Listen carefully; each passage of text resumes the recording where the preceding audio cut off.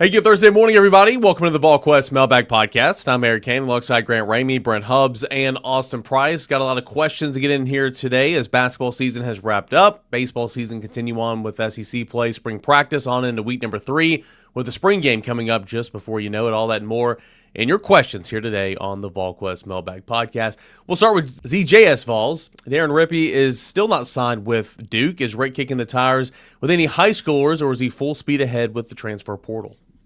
Feels like he's full speed ahead with the transfer portal until further notice. That doesn't mean high school kids are completely off the table. Tennessee's been involved with Chris Washington, the former Alabama commit, and has been for a while, and it's just kind of been a waiting game to see what the roster is going to look like and what the portal decisions are going to be and what they need based on that. So it feels like full speed ahead with the portal. Obviously, things can change. I didn't think Nate Ament was in the picture last March.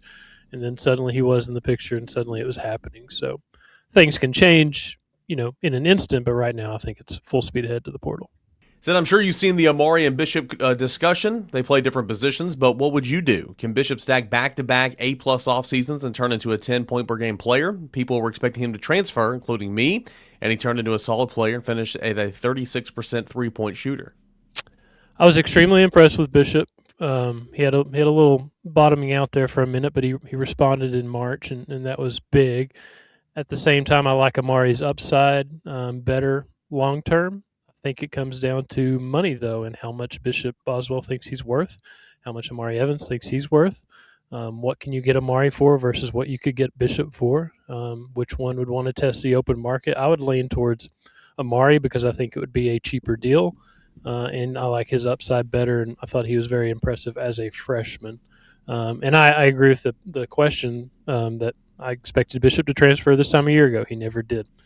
So we'll see what happens. But I think I would lean towards Amari Evans if it were me. Grant, do you think that – because there's – and I'm just curious about this. This is the Brent_Hubbs question in the Mailbag Podcast today. Do you think this discussion centers solely around the financial part of it, or is there a discussion about one taking minutes from the other and coexisting as much as it is who makes more money or that type of thing? Oh, gosh. I would lean towards money. Well, I don't know, both, because, Tennessee's going to be looking for scoring in the portal. They're going to be looking for a scoring point guard. They'll be looking for a scoring two guard. They're going to be looking for a scoring wing. And when you bring all that stuff in, or you're trying to bring all that stuff in, that's going to take minutes away from somebody like a Bishop Boswell, who had a really good sophomore season. Now, does he want a bigger piece of the pie minutes-wise? He's going to want a bigger piece of the pie money-wise, NIL-wise. So that's going to be part of it. But I think it's both a money thing and a minutes role-playing kind of thing. Are you going to be willing to come off the bench and be the guy that you were kind of this season again next season if Tennessee gets a bunch of scoring in the portal? Or are you going to test the open market and see what you're worth and see who's willing to pay you what and go from there? How much better is Josh Heupel, Joey Halzle play calling, and as a result, the offense because of the Jim Knowles effect? I don't think we know yet. I mean, listen, I think having Jim Knowles on the staff obviously helps the defense, but I do think it has an impact on the offense because Jim Knowles, quite frankly, is one of the biggest reasons why Tennessee tweaked their offense a year ago in the offseason, because they came out of that Ohio State game and they didn't have a whole lot of answers for what Jim Knowles did to them. So, yeah, I mean, I think that I'm not saying he's the sole reason, but I think that was kind of the final straw. Like, okay, we've got to tweak some things and have more answers to some of these looks that we're getting. I will say this. I think Jim Knowles, when they get into scrimmage settings, Austin, just kind of says, here I am, and I'm going to run whatever. I mean, there's not a lot of rules of engagement. Like, all right, you can't bring an A-gap blitz here. You can't do this look, or we need to work against this. I think it's very much we're playing football. Let's go play football, which I think this offensive staff likes because it's giving the quarterbacks a lot of different pictures to view. Sometimes that can be detrimental to the development of a quarterback in the eyes of some, but for a lot of people, I think they view it as it further develops them if they see different things and more sort of random things and a bunch of different looks on the practice field. Yeah, he's teaching, quarterbacks, the offensive line, the running backs, the receivers, everybody, even the tight ends. You can't just expect, status quo. Expect the unexpected. And, he's going to make everybody better for it. I mean, he's throwing some exotic type stuff at them just in regular 11-on-11 working practice. He's doing different stuff that I think probably is new to the offensive staff because they've not had that kind of, exoticness look, during practice. I'm not saying they don't see that, but I'm just saying just, hey, I'm going to bring this, different look that, maybe you've never seen before. And I think that's a good thing. With young quarterbacks, to me, you're going to be challenged mentally, and you're probably going to be ready to pull your hair out, because of it. But I think you'll be better for it in the long run. Nashville 615, is this an all-in moment for Rick Barnes? Will we see a push from the admin and basketball to a higher level? I think it has to be because of what you've done and where you're trying to go. 3 straight Elite Eights is great. And, it was, in 24 it felt different because it was only the second time you'd been back there, and it had been, 14 years since Tennessee had been there, and they'd only been there once. After 3 straight of them, it's like, okay, what's next? And how do we get there? You look at KenPom, the Final Four is 3 of the top 4 in KenPom are in the Final Four right now. And the number 1 offense is there. The number 1 defense is there. Arizona's top 4 in both offense and defense. The only outlier is Connecticut, and they're number 9 in KenPom. Sometimes you got to get bracket luck, like we talked about on the Monday podcast or the Tuesday podcast, where Illinois is beating a 9 seed to get to the elite, to get to the Final Four from the Elite Eight. You don't always get that though. And Tennessee's ran into 3 elite number 1 seeds, and they weren't up to the challenge. The closest game was Purdue in 24, and Tennessee was up 11 in the first half, and Dalton went off, and they had an answer with Zach Edey. So you got to figure out what you got to do to get on that level. That's like we talked about. That's the next step you got to take, but that's the biggest step you got to take. I would tell you whether it's a football team, a golfer, a basketball team, when you put yourself in position over and over and over again, Brent, you keep knocking on that door. Eventually the door's going to open. So just keep knocking on the door. I know it sucks, to lose the way you lost, especially the last 2 years. The Purdue game that Grant referenced was a much more competitive game. You also had a run stopper in Dalton Connect. You didn't really have a run stopper the last couple of years, like Connect. And, they've done a nice job, but just keep knocking on the door. Tennessee, the last 3 years, Brant, and we talked about this. You weren't here on Monday or for the Tuesday pod. Like the last 2 years, you faced just juggernaut teams. Even Purdue, Purdue was as well. They made the national championship game. 3 straight 1 seeds. They've not had that Illinois versus Iowa type semifinal. They played 1 seeds every year and really good teams. I mean, to face it, Michigan, if they don't beat Arizona, that's okay. But I mean, there's a real chance that they could be cutting the nets down, next week. So I mean, they've just not had that. When they faced Michigan State, that was kind of I forget what Michigan State was seeded, but it was not. It was not. They were a 5 seed. 5 seed. Yeah, they've not had that since then. No, they haven't. I mean, and that's why like the year of Chicago, Illinois just eats at you because the bracket opened up for you and you were the better team. You got upset. And you as well that year. And so it's one. I mean, the different thing that at least with FAU, you were down your point guard. I mean, you were trying to adjust. To me, you should have been able to beat Chicago, Illinois with Kyle Alexander not being on the floor that day. But that's revision past. Nobody wants to think about it. Here's my question. And I'm curious about this from this standpoint. We're hearing the term all in. Well, in the eyes of fans, all in means just unlimited money, right? Just go buy a roster, go buy a championship type deal. Okay, I think, and Mike had this note on the message board right after the game on Sunday. Tennessee's budget's going to be higher than it was this past year. How much higher remains to be seen. Everybody's budget's going to be higher. Everybody's going to cost more money. So you're not suddenly just going to be outbidding everybody for every player that you want. It still, Grant, goes back to getting the right players and getting the right fits that you need if you're Rick Barnes, more so than just, hey, we're all in with the Brinks truck, just go buy a championship roster. I don't know. I think fans have to be careful with the term all in because they're going to just view it as money. I think a lot of people are going to have $10 million plus budgets in their basketball world at the Power 4 blue blood elite level next year. I mean, Kentucky's all in, and they're the kind of the punching bag in March because they spent $22 million on this roster and they needed a banked in 40-foot buzzer beater to get to overtime against Santa Clara in the first round, and they finished 10th in the SEC, something like that. They're playing on Wednesday in the SEC tournament. So it's one thing to be all in and spend a lot of money. It's another thing to find the pieces that fit together, find the pieces that work, that you need. That it's not just buying a Final Four trip. That's the finances are a big part of it, but it's also the evaluation and putting the pieces of this puzzle together. If it was as simple to buy a team, then the Washington Redskins would have won the Super Bowl with Dan Snyder when he was loading up that one year, getting Bruce Smith and every key veteran that were, late in the career. The Lakers would have won when they added Karl Malone and Gary Payton. You still have to have culture. You still have to have a camaraderie amongst the team. So, yeah, you can go buy guys, but they have to have meshed as well. It's not just as simple as just go pay for a roster.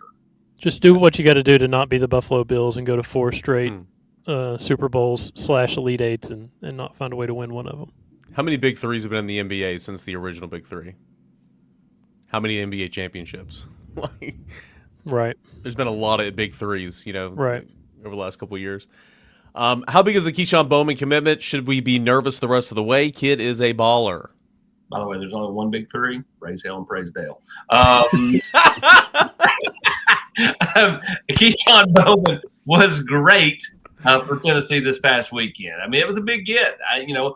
We keep it on the board. Well, I mean, AP, you said that it's better to get him late. I still believe that. Now, the one caveat to that is his best relationship amongst any coach that recruited him has been Kelsey Pope. Kelsey Pope's been the most consistent, the most constant.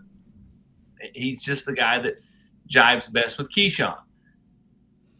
Kelsey never wavered. When he committed to Oregon, when Vanderbilt thought they were getting him, Miami thought they were getting him, he just kind of kept his head down, and just kept recruiting him, and it paid off. And at the end of the day, I sat there with the kid, taped the interview the other day. His mom was in tears because she's like, I've just wanted this for so long. She wanted him here. Now, again, that's not to say he can't end up somewhere else. Other schools are going to continue to recruit him. You're going to have to keep recruiting him. I'm sure there's going to be a Harry moment or two between now and December. Now, whether the fans ever see the Harry moment or not, who knows?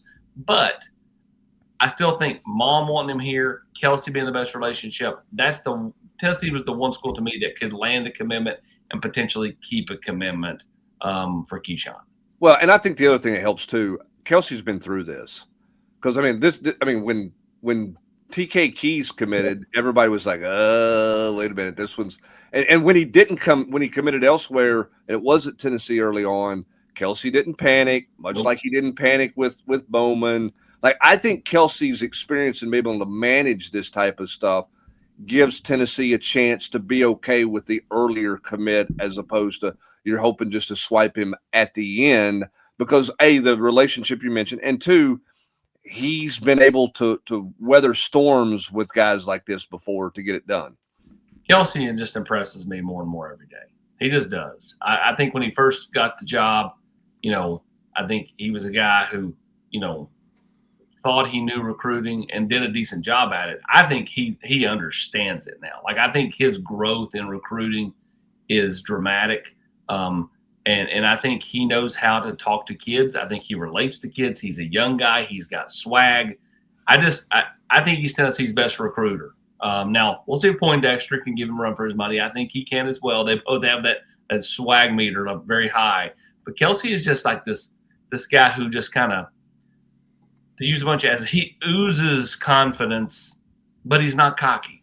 And he just is smooth. Like the way he talks, the way he maneuvers, the way he coaches, the way he walks, interacts, talks.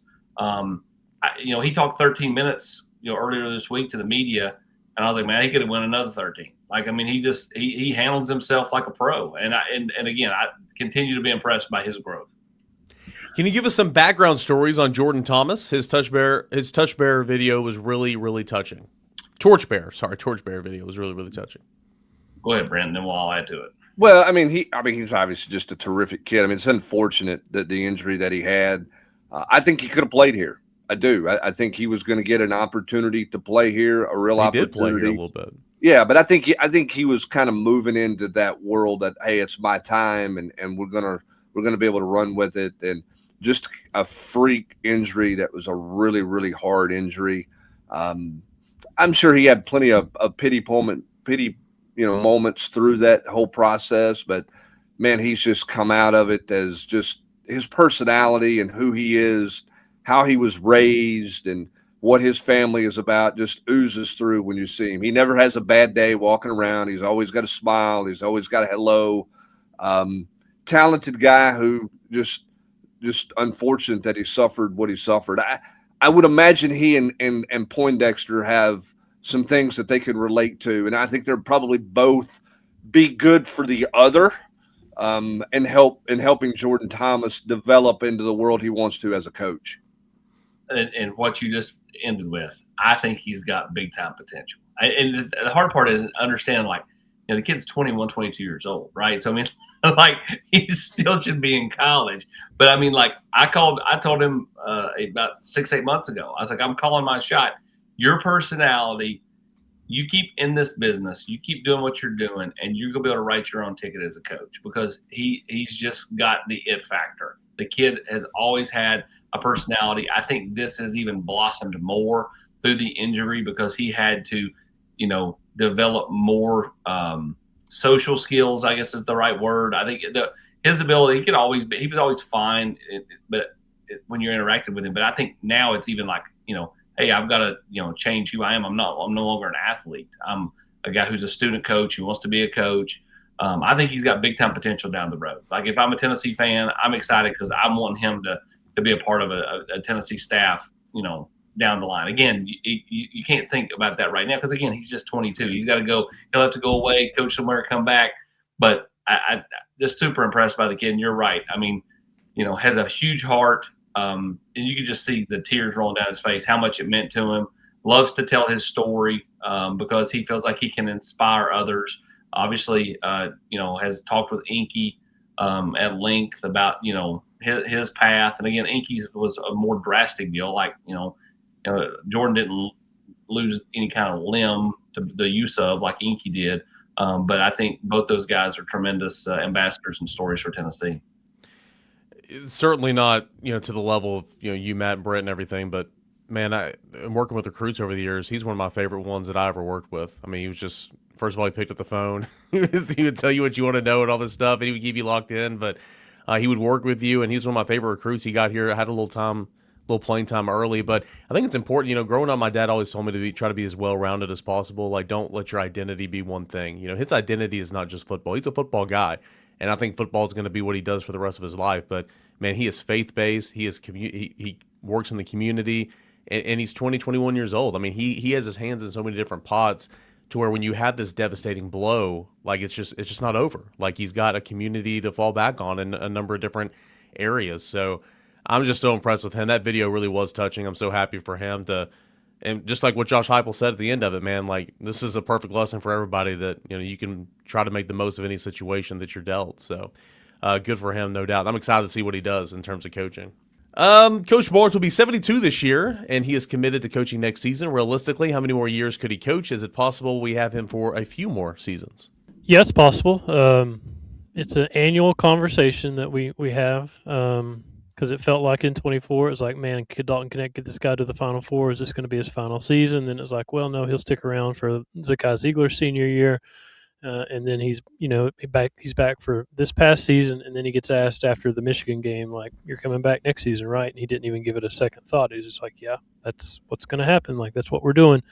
Kelvin Sampson was asked about retirement after Houston lost, and it was like, man, I don't know. He didn't really say anything definitive. He had to come back and put out a statement. So with Rick, it feels like there's no hesitation towards the future, and he wants to keep doing this. I think he'll do it as long as he feels like he can go to the portal and get talent and build a team that wins. It would be one thing if he were missing the tournament, or he hadn't been out of the first weekend in 3 years, or whatever. But they've been to 3 straight Elite Eights. They've been 40 minutes away from a Final Four 3 straight times. So it feels like he's going to be pushing to try to get past that and keep going. And he's going to do it as long as he feels like he can keep building teams that wins. And like he says all the time, if he feels like he he wants to go to work every day and wants to go to practice and is enjoying it, he's going to keep doing it. Grant, were you surprised that he was as candid as he was about enjoying the portal? Because there's so much gnashing of the teeth about it all, right? And he was like, I kind of like it, man. You ain't got to recruit him. It's like speed dating. You ain't got to recruit him a week. I mean, and I know he's privately felt that way, and maybe has said it publicly, locally. But to be on that stage where there's so many coaches lamenting that somebody's trying to take their players, or the portal's this or the portal that, and he just kind of like, I ain't got no problem with it. I mean, I was kind of surprised at his candor there, I guess. Yeah, I don't think at first he was a huge fan of dealing with the money aspect of it, and he just wanted other people to handle that and not be a thing that he had to think about or worry about, or I don't know, take it that. But that was years ago. Since then, he has very much adapted to, and yeah, I think he very much enjoys the portal process where he can get a kid on campus and spend a week or whatever recruiting him and get that kid committed and turn him into a newcomer of the year in the SEC. So I think that's they've benefited highly from the portal. Obviously, the last 3 cycles, they're going to have to do that again. But it feels like, yeah, he likes that condensed format and just go find the best player. And you got a little bit better read on a kid based on college tape than just a high school kid and AAU and all that stuff. So I do think he enjoys it, and he's adapted very, very well. You've seen it in the results in the tournament, what he's done and how many wins he has over the last few years. Needs 21 to tie Ray Mears, 22 right. to pass him, to become Tennessee's all-time winningest coaching partners wins. That's three straight SEC newcomer of the years. That's quite the 3 straight, right? Endorsement. I think he's got 15 NCAA tournament wins at Tennessee, and I think Tennessee had 19 before he got here. Those are the. I mean, he has more NCAA tournament appearances than Tennessee does as a program. Obviously, he had more when he got to Tennessee. So yeah, I mean, that's just the kind of numbers that are out there. It's crazy. Hey everybody, I want to tell you about the great people over at Home Field Apparel, the exclusive apparel sponsor of Volquest.com. Football season, it's gone. Basketball season for Tennessee, it's done. But hey, baseball season, softball season, Diamonds or spring football, got the orange and white game coming up in a little bit. There's always a time to be looking fresh in your Tennessee gear, and you can do that by going to homefieldapparel.com. Vintage college design. Vintage college design. If you're watching on YouTube right now, we got the products in front of you. Just incredible stuff. I've got a couple of home field shirts. Got a home field hoodie with a big old Tennessee football helmet on the back of it. It is so warm. They have a Smoky collection. They got DavyVol's collection. They got a Tennessee baseball collection. They've got a Pride of the Southland marching band collection. They got bomber jackets, windbreakers. They got all sorts of hats, sweaters, hoodies, t-shirts, long sleeves. Really great design as well. It feels great. The material as well. It feels good on your body. But this is really, really cool. Again, stuff angled at vintage. So all those good times back in the 90s, early 2000s, all the great memories you had growing up, you can find all that Tennessee related at homefieldapparel.com. Homefieldapparel.com. Go check it out today and more. All this at homefieldapparel.com. Does Tennessee feel they can shut down a Lundblade recruitment this week, or is it likely he takes more visits after the dead period? Well, to be clear, we're recording this on a Wednesday morning, and a lot of things can change in 24 hours. So I think the visit has gone well, according to what we've been told. It's a big deal that Tennessee got him here as quickly as they did, and the entire staff's working on it. There was a picture on social media of all of them sitting there at the baseball game, and Rick sitting there right next to him, and the entire coaching staff with him, and picking him up at the airport and all that stuff. So it helps that you got him here early, and I think Tennessee wants to shut it down as quickly as possible. I think the kid wants to do something before the portal opens for everyone next week, but we'll see what happens. Nothing's happened as of this recording, but that could obviously change quickly. By all accounts, it appears Kim is coming back next year. Is next year a make or break year for her? Seems like another year like this one she had, and we are going for another coaching search. Yeah, I mean, I think it's a critical year. I mean, it's and it starts for them. It's a critical month, 6 weeks. They've got to win big in the portal. They thought they did last year. It didn't work. She has to have her fingerprints on everything about the roster makeup here. She has to have her fingerprints on everything about developing her culture. You don't like the idea that you're going into year 3 and you're still trying to develop a culture in your program the way you want it, but that's where they are. Because of that, this is a critical few months for her and her basketball team. Her back's to the wall. She's competitive. She's going to come out swinging. We'll see what that looks like in the portal.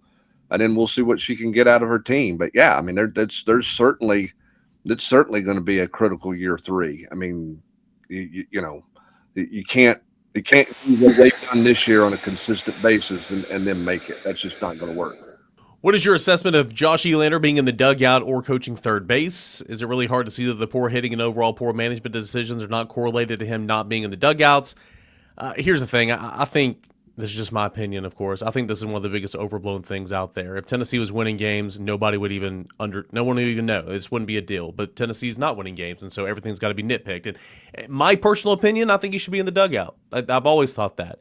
But was I up in arms and thought it was the biggest disgrace in the world? No. I understand the game has changed. I understand Vanderbilt is not what Vanderbilt was 10 years ago, but Tim Corbin's won a lot of games doing that. Kentucky's coach. Kentucky's turned into one of the most consistent baseball programs in the SEC. Like it or leave it, they are. I'm not saying they're one of the best, but most consistent. Their coach is on third base, so it's not like it's unheard of. Now, they made the move. He went in, and he's in the dugout now. It was Ross Kivett at third and Ricky Martinez at first in Tuesday's game. It's going to be Craig Bell at third and Ross back at first. Craig Bell was sick on Tuesday, but that's how they're going to roll it out the rest of the way. I think from a communication standpoint on offense, certainly it helps to have Josh Elander in the dugout. He's calling the shots. He's running the offense. Instead of having to signal and, a lot of times across the field because, where Tennessee's home dugout is, it's, on the first base line when you're at home. So a lot of times trying to signal and communicate across the field, you're in the dugout. I think that helps. I think it's only a benefit. As far as, pitching decisions and defensive decisions and all that, I mean, he's already in the dugout at that point in time. So he talked about it. He's like, how can I best communicate with my players and my staff? This is going to help with that. They did it Tuesday night. They'll continue to roll out. But Elander will still be calling the offense. He'll be signaling it to the third base coach and communicating it with the guys in his dugout from here on out.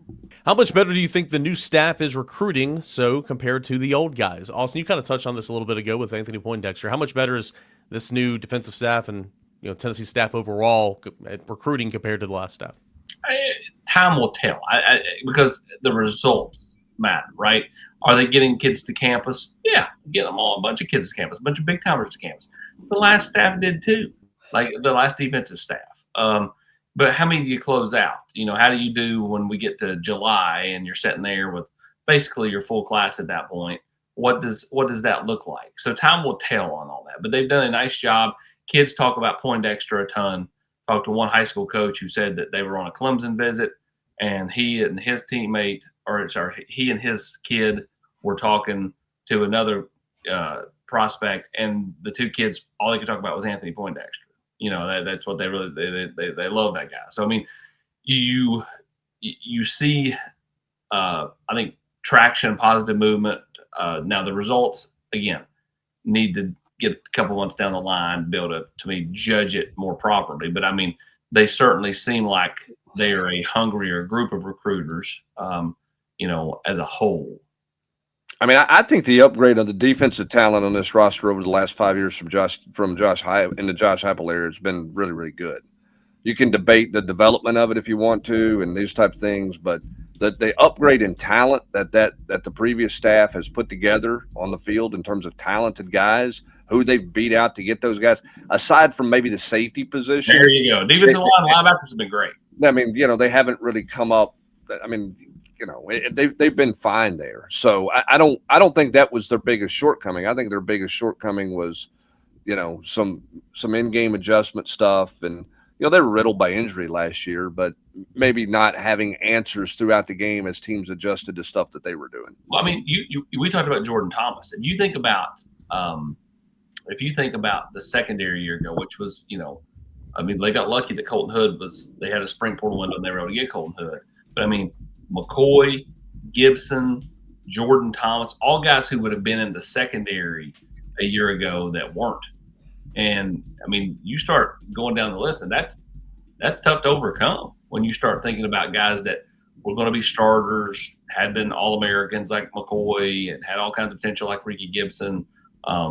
It's hard to overcome when you have that kind of loss. And then, of course, Boo just basically no-showed as well. So, I mean, there's a reason the secondary kind of was super thin and not very solid a year ago. All right, got a couple of questions here that are fun from ImissDenariusMoore. Best, worst, or remains to be seen 3-star evaluations by this coaching staff. Yeah, all that remains to be seen. I mean, you're talking about evaluations, so see what they play like.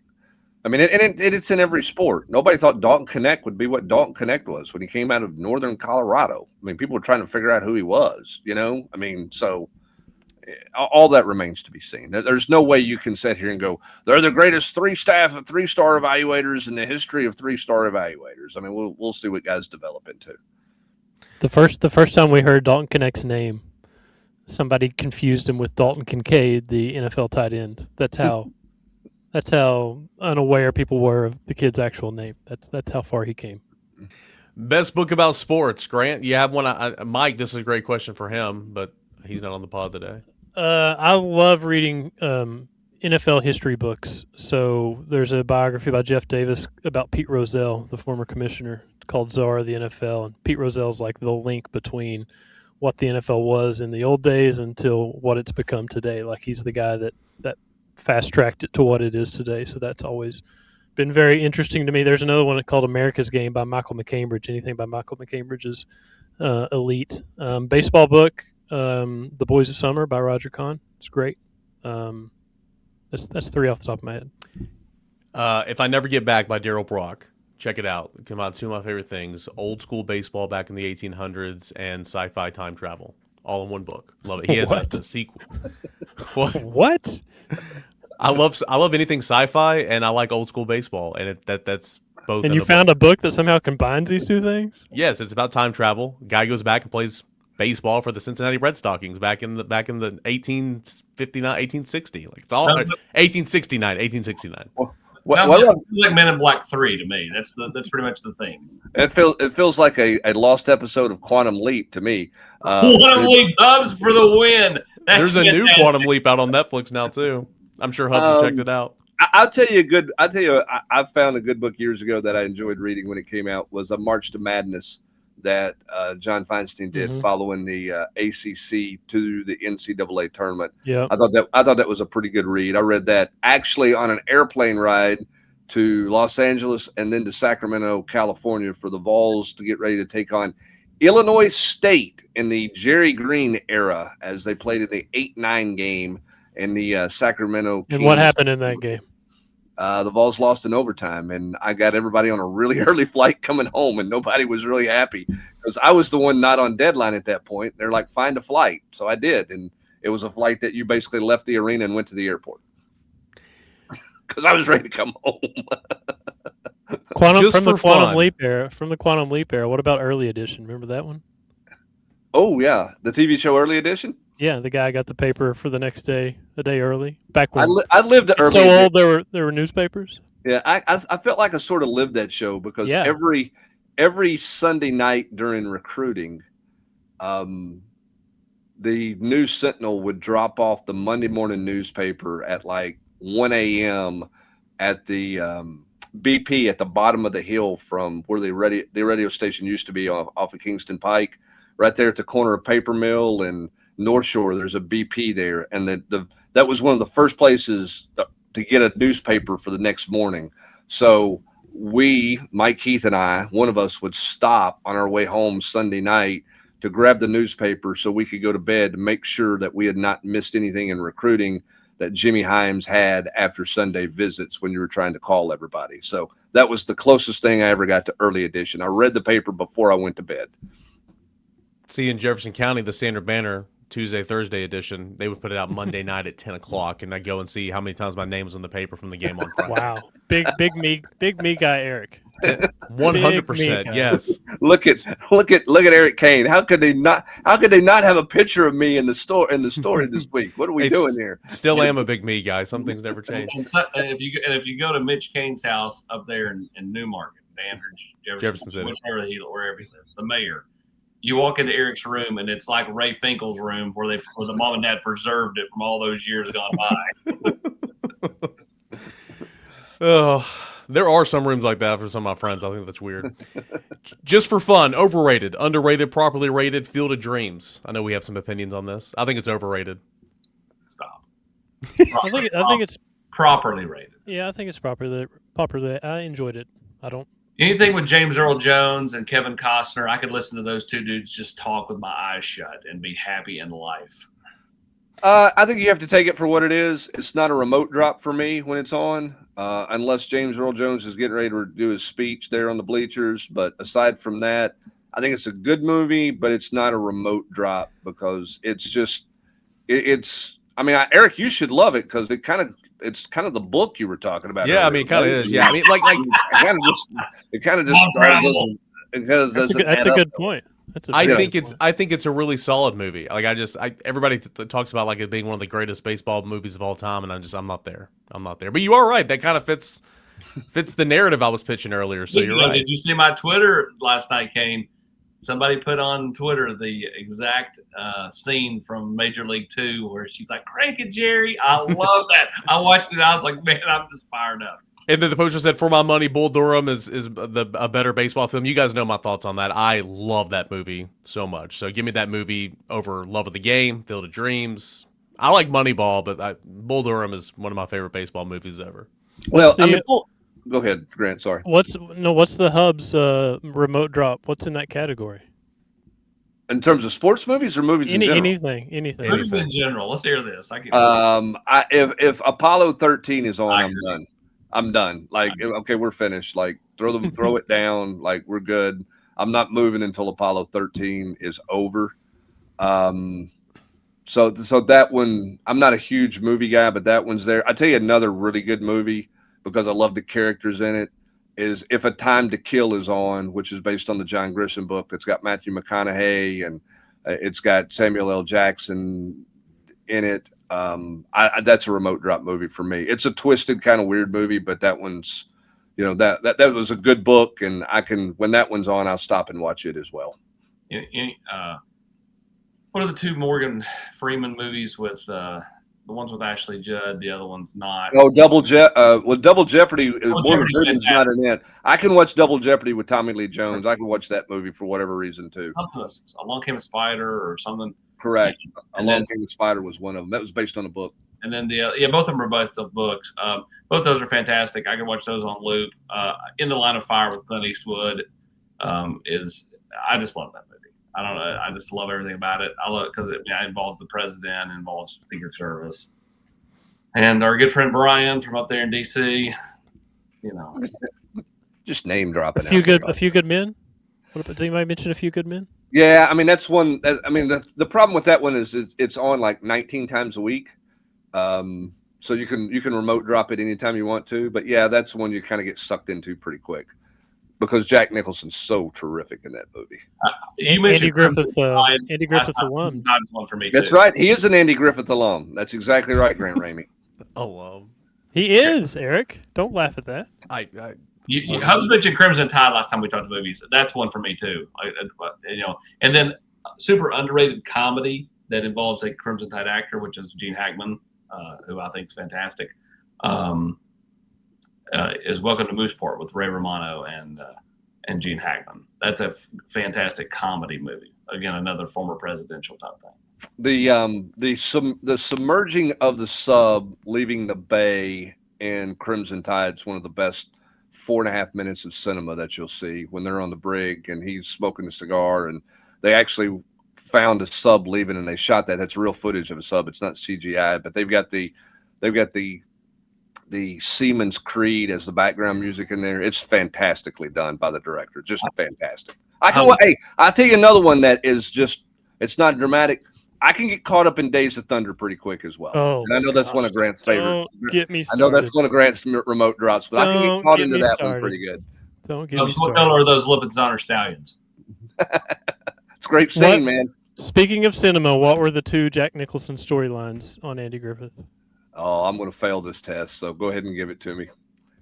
One of the color episodes, he's on trial because he stole a TV. Yeah, which I should not know the answer to that because I refuse to watch them. So go ahead. I think the other was a black and white episode where his wife decided to just leave the baby somewhere because she was tired of the baby, and Opie and his buddy found the baby and rescued it, and he was basically like, "Why'd you do this?" And Andy's like, "Y'all can't do this again. If you do it, I'm going to have to call some child services."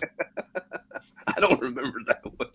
He's like, we'll let this one slide, but next time it happens. The OG Batman is a remote drop for me, too, with James. We've moved on, AP. We're talking about Andy Griffith's show now. And Grant Eric tuned us out 7 minutes ago. We've got a July podcast going on April 1st right here. All right. This is from DavyVol. Is Danny White afraid to admit he made a mistake with the Kim Caldwell hire? I don't think he's afraid to make a mistake. I think he feels like he has not made a mistake. And that's why he's continuing on with Kim Caldwell. I don't think it's I know she can't win, but I'm afraid to say she can't win. I don't think he feels that way at all. I think he feels like she can win, and that's why he's coming back with her. Now, is he right? I mean, time's going to tell, but I don't think it's my ego will not allow me to say I'm wrong. I think it's more of I completely believe I'm still right, and that's why he's going the direction he's going with it. If you had to choose between Carey, Phillips, or Brown to only keep one on the roster, who would you pick? Seems like one or maybe even two of those guys are destined to transfer this year.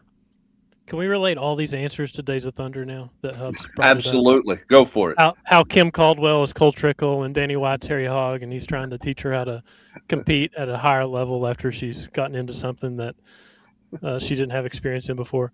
Tires are important, Cole. Right. Tires are important. She's got to save her tires. She's got to go out there and hit the pace car. If I had to choose, I'm a big Dwayne Brown fan. I've been very impressed. I just think his entire freshman season, he was ready for whatever they asked him to do. There weren't many moments where he wasn't poised. He never got in a hurry with the ball in his hand. He's an underrated athlete. He's had the biggest wingspan on the team. You don't look at him and think rim protector, but I think he's better defensively than people give him credit for. I think he's going to be a very good player. Let's see, Jalen Carey. If he comes back, it's on a better deal, a more team-friendly deal, and there's going to be some parameters where you got to be in better shape than you were this season. Cade Phillips, I like Cade Phillips. I think we have seen very little of a healthy Cade Phillips, and when we have seen him, he's been somebody that comes into the game and changes the game, whether it's blocking a shot or it's chasing down a rebound or it's just doing something, some kind of hustle play where he comes in and energy is there. So I like those two guys a lot, Cade and Dwayne. I don't know if it's a situation where you only get one of the three, but if you did, I would go Dwayne. If you could get two or three, I'd go Cade and Dwayne. Yeah, the challenge is going to be big man are such a premium right now. Yeah. I mean, the money being spent on big man is just going to be crazy. And it feels like the emphasis is in the backcourt until further notice. I think you need a rim protector, and it'd be great to add one because I don't know what you're going to lose down low other than Felix at this point. But it feels like the emphasis has to be scoring in the backcourt first, and you got to fill some of those slots and then go down to the front court and see what's there. Yeah, the front court might change depending on who's here and who's not in terms of needs there. But again, I mean, so many coaches around the country are going to be looking for big men because so much talk the last weekend of college basketball has been about the size of the teams, the rebounding ability of those teams. Everybody's looking. I mean, Nate Oates was at his press conference after their loss to Michigan. I've got to go get bigger on my roster. Translation, I'm portal hunting, and we're going to spend money on some big men. I mean, I think you're going to see the value of the big man is going to be higher than it's been the last couple of years where all the money has been spent on the backcourt around the country in general. Got to get bigs out of the portal, not the G League. Yeah. Not sure why, we got out-rebounded about 13. That wouldn't have happened without Charles Bediako, right? I mean, wouldn't have happened without Patrick Ewing. If we had Patrick Ewing, would have been. Yeah. All right. Heupel, my lord. Again, I love that handle. Give me my heart's desire. Is Faison the chosen one? Faison update, AP. Where you at? Week 3. He had a nice start to spring ball. It's 2.5 weeks into spring ball. I mean, no more than that. No more, no less. And if you're him, you're where you want to be. You've positioned yourself well. You've shown, some really solid growth. Has he been perfect? By no stretch has he been perfect. But he's a true freshman, and he's a guy who's looks the part, has shown that he can play the part to a degree. Now he's just got to clean up some small things. And so, long way to go between both Faison and George as they battle it out for the starting job. But he's had a really nice, solid start. AJ Lewis 0527, what's your take on Lindsey Nelson Stadium? I know the old version of the stadium was smaller and outdated, but man, the atmosphere with the students down the first base line, more of a blue-collar crowd, really had the place electric for conference games every weekend. The stadium now seems too corporate. Porches are empty. It feels like the prices increase is more about the status of having season tickets or porch versus true baseball fans. The stadium is beautiful, but it just hasn't had the same juice as last year and a half. Okay. They've had one SEC series at Lindsey Nelson Stadium, and it was against Missouri in the height of basketball March. So let's and last season was a construction site. Yes, yeah. I would say, I mean, people have opinions, and that's fine, but I would give it a little. Like this weekend, I know there's not been basketball on campus in a minute, but there's been basketball going on that has had fans' interest, and a lot of people that go to games might be traveling and stuff. This will be the first time there's a SEC weekend series with no basketball. LSU's coming to town. Once the weather starts getting consistently better, it's supposed to be really good this weekend. I think all those things play a factor in that. And once your team starts playing better, it only helps as well. So I haven't gotten the whole corporate feel yet. I also know that they've had one SEC series here so far. I just think it's too early to kind of make that declaration, in my opinion. But I think they did the right thing in not making it too big. I mean, they kept it a smaller size. Here's where I don't agree with them on it. I don't like what they've done to the students. If I were a student, I wouldn't attend very many baseball games.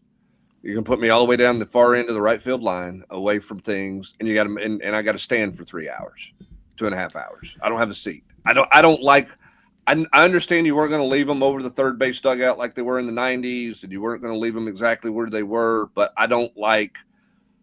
It's one thing to put them down there because they're like at Ole Miss, they're in right field behind the wall. Alabama, they're there too. I mean, so the location's not as big a deal. I just think you got to have some seats. I mean, as a student, I would not want to go stand on a concrete bleacher for 2+ hours to watch a baseball game. That's different than standing for a basketball game. That's different than standing for a football game for me. But that's my thought on baseball. So I don't like the whole standing down in the corner deal for the students. In your opinion, what is the best way to go forward with recruiting/NIL budget? Go all out high school recruiting retention for 95% of your roster, or just try to hit on 3 to 5 big names a year, or go all out on 5 to 10 big high school recruits every year and supplement the rest of your high school class with 10 to 15 lesser guys and plan on retaining them and then make the vast majority of the rest of your team big transfers? There is no right answer to this question. Correct. And you can, it's hotly debated. It's unrealistic. They had one person over there on campus that's not in football. I'd really like to see him go and just try to get like 5 stars and then do everything else in the portal. And I'm like, do you realize how much 5 stars out of high school is going to cost you? So when you do that and then you don't really have any other, like your high school recruiting, at least to begin with, it's got to be your depth. Like you shouldn't be going to the portal for a lot of depth. I'm not saying you can't do it occasionally, but traditionally your portal needs to be instant impact guys. They need to be guys that can help you right away. And so I think Tennessee's done a pretty good job of balancing it to this point, in my opinion, which is they've focused on high school and then they've sprinkled into the portal. They went harder in the portal this past cycle than they did the previous cycle. The problem is fans want, the flashy object out of the portal. Tennessee's, they got Chaz Coleman, but I mean, he's got to stay on the practice field and he was a flashy object. But like, you're not always going to get the flashy object out of the portal. And then, you have to balance like how much it costs, as Hubs just pointed out with the basketball, like bigs cost more now this year than they have in years past. Are you willing to go do that at the basketball level, right? Are you willing to spend for those type of players? Are you willing to spend for the football players you need? I think that you can do it both ways. You can balance it. It's not a one or the other for me. Grant, I think here's the hardest challenge for coaches and roster management is you have a player who comes to you and says, I've got to have X to stay. And it's more money than you think that person's worth. And so your immediate reaction is, you're not going to hold me hostage. You're going to walk. I'm done. But then you have to look at how much is it going to cost for me to replace that person out of the portal. Right. And so that changes your value. To me, it changes the value out of it a little bit. It's like, okay, you can let the guy walk. That's great. whether it's basketball or football, whatever sport, baseball, whatever. I'm going to let him walk, and I'll go get somebody out of the portal to replace him. Well, how much is that person out of the portal going to cost you, and where's the value? It's kind of like all these people. Are they as good a player? And are they as good a player? Right. It's kind of like all these people that sold their house at the height of the housing market. Hey, I got $800,000 for my house, and it was, I made $400,000 on my house, and then they went to go buy a new house and went, oh, wait a minute. For the amount of money I just made, I'm not going to get maybe not as good of a house or as nice of a house. Like, you got to be really careful with that. I think that's the challenge for coaches, because their first reaction when a kid who they poured into to develop them, whatever sport it is, says, hey, I got to have more to stay, more than you think I'm worth, because I've got this offer from here. Your immediate emotional reaction is you can hit the door. You can be gone. But then you have to at some point have a realistic conversation going, okay, that's great. How much is it going to cost me to replace that particular player? Both sides get in their feelings, right? Coaches and administrators, GMs, and then the players. And like, you have to me, always take a step away and go, okay, I know it's not the number I want, or it's not the number I want to pay, but what's the trickle down effect here? Where do I pivot to? All the questions you just asked, because I think that's where a lot of the miscommunication / knee-jerk reactions come from, is when people don't know how to take a minute and breathe and think about what happens. And that's just kind of my with my knowledge of it. Like, that happens more times than not. Kids or administrators, they just, oh, that's dumb, get out of here, or I'm out of here, whatever, which depending on which side you're on. And then they look back and go, I wish I hadn't done that. Well, and you have to remember too, the agent that these guys are working with do not care where they go to school. They don't care. Nope. They just care about the money. How much money can I get them? And they're going to, and the kids have to understand, and their families have to understand, the agents work for them. The agent doesn't dictate where they go. They can decide if they want to go there, but we're still learning that part of it in this process, because so many of these people are dealing with agents for the first time. And you're dealing with kids that lie. I mean, Tobe Awaka is in the Final Four with Arizona because Jonas Adu lied to Tennessee's coaching staff and said, no, I'm fine, we're good, nothing's going on. And then the next day he was gone. He was in the portal. And Tobe Awaka had already entered the portal thinking that Jonas Adu was staying at Tennessee. I mean, he didn't even get the truth from Jonas as a player, as a teammate. Like, that's another part of this that you're trying to deal with when you're trying to decide who's going to be there, who's not going to be there. These guys are trying to figure that out for themselves, and there's not always honest conversations happening. All right, we got 3 more, and then we'll call quits here. Is there a world where Tennessee takes 3 running backs in this cycle? DGG, Asa, and the kid from Memphis, K. Williams. I don't think so. I think 2's the most they'll take. Most would agree that a successful coaching staff has to have some good cops and some bad cops. Examples: Fulmer, Cutcliffe, Heupel, Golish, entire staff Barnes. That's funny. Entire staff Summit to the nth power. Assuming Elander was the good cop to Vitello's bad, who is E's disciplinarian? It's a good question. I think Craig Bell's up there. I think Ross is certainly a player's coach, but Ross gets after it. I mean, so does E. Like, I feel like the perception of Elander is a guy that sits over there and doesn't talk, and just because he's not crazy like Tony Vitello doesn't mean he doesn't have emotion or get after his teammates or yell or anything. I mean, there's plenty of that in there. He's just not Tony. But, he's a player's coach. I think Ross is as well, but Ross gets after it. I think Craig Bell's in this conversation. I'm learning more about Chuck Drolleman. I don't know enough to say if he would be. He got fired up on Sunday, which was really awesome to see. Some of the Tennessee fans in the crowd was after that one. Did you ask him if he's ate at that BJ's in Gainesville? I haven't asked him yet, but that's next on the docket. Like, if not, me and All Surprise can take you there. That's our stop. Well, I think this is an interesting deal, because I think you can be. I think it's more about, if you're going to be not necessarily good cop, bad cop, but if you're going to be the hard edge guy, it's all about your relationships with guys, right? I mean, like, look, Rick's hard between the lines, but he has a good time with his guys outside the lines. I'm not saying guys don't go, man, this old man's crazy, I got to go talk to another assistant coach and vent about him some. That they do that, but it's not like Rick Barnes is with a bullhorn in the stands and he never has conversations with his kids and he never has that. Sometimes good cop, bad cop is not necessarily somebody's being a bad guy. It's more, maybe they're more of an attention to detail guy. Maybe they won't let something slide, and I think like with the former Cutcliffe thing, it wasn't that Cutcliffe was necessarily the bad cop or the bad guy. It's just every minute detail was of the utmost importance because he was so detail oriented.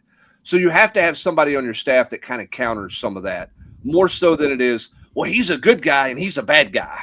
It's not that. Sometimes the bad guy is just a guy who's holding you accountable for a detail that maybe the good guy lets slide a little bit, right? Yeah. I mean, I think that's kind of a distinction with that you have to have. Somebody on your staff has to be stupid organized and stupid detailed about every little thing, I think, in order to be successful. And I think Tony had that. I don't think that's Tony's strength. Doesn't mean good cop, bad cop. It just means somebody went, okay, Tony kind of forgot these 5 things. His other 5 things were really important. Now let's talk about the 5 things that he just sort of glossed over there, that are really important as well. I think the same thing happens with some other situations like he was talking about as well. Reminds me of a nightly discussion in our house where it's about homework and Catherine Price plays bad cop and I get to play the good cop. It's going to be okay. Calm down, everybody. All right, last question here from Sam Smith 2233. Kane, this program has had success with their backs against the wall. What are some of the basic things this team needs to do to get back on the right track and make a regional? Finley Bates has got to be in the starting lineup, and Trent Grindlinger. No, that's what Sam wants to hear. They do need more Trent. I joke. I think Tuesday was kind of an anomaly just because Henry didn't play the field that day, so he was the DH. They were going to catch Garrett because obviously with Stone Lawless's injury, Garrett Wright's going to have to help catch a little bit. So Trent Grindlinger would only DH or catch in a game. He's not playing first or corner outfield or anything like that. So, but that's unfortunate because, again, he just drove in 5 runs in Game 3. So I do think you're going to see more Trent Grindlinger. More than anything, though, and Josh Elander spoke about this on Tuesday night, they've got to finish games. I mean, wrote about this in the 3-2-1. I mean, anybody that watched knows shoulda, coulda, wouldas. Again, this isn't grenades, horseshoes, or whatever. Tennessee could have a 7-2 record in SEC play right now if you just finished games. And it's far from the 3-6 you're at right now, knowing the schedule is going to get tougher and all that. So, got to finish games. And I do think Elander kind of alluded to this on Tuesday night.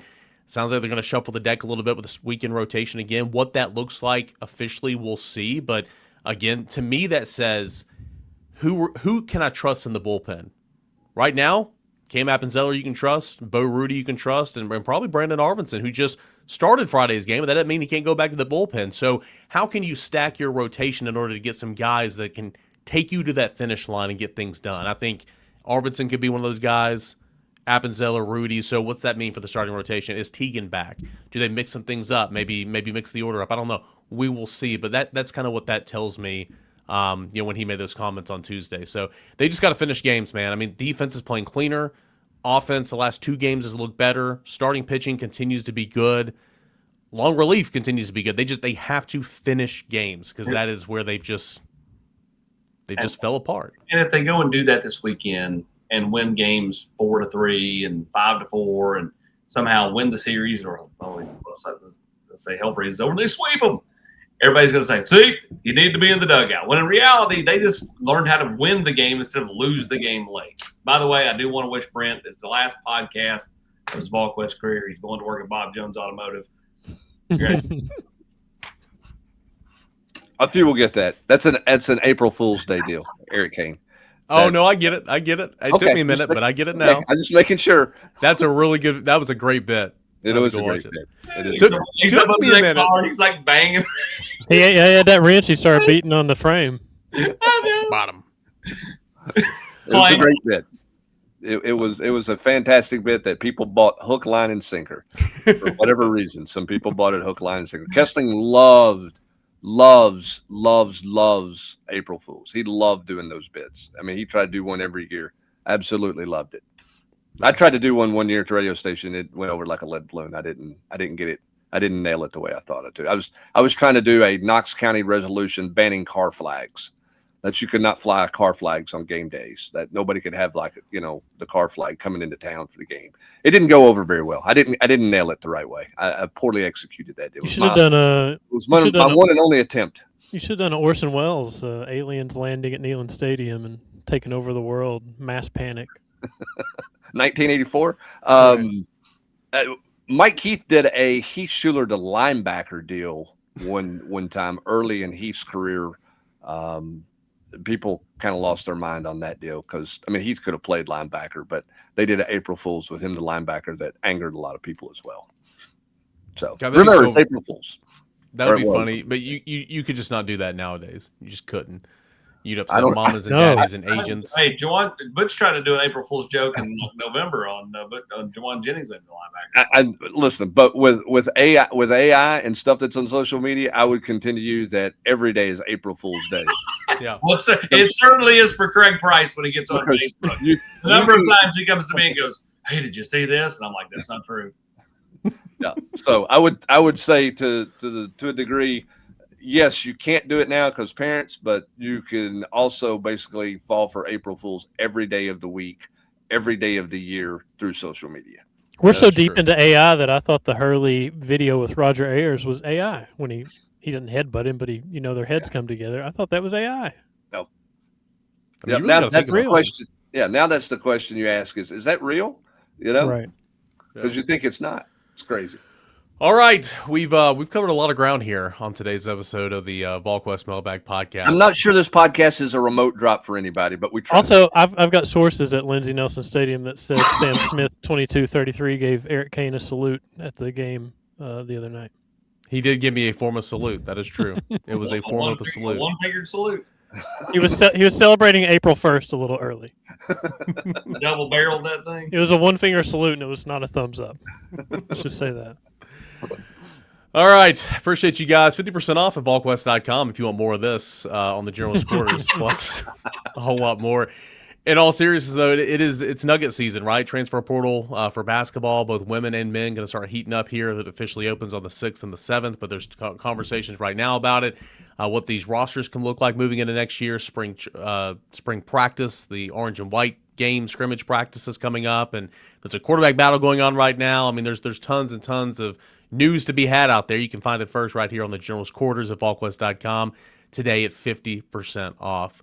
For Brent Hubbs, Austin Price, Grant Ramey, I'm Eric Kane. Thanks so much for joining us here on the Thursday morning Volquest podcast.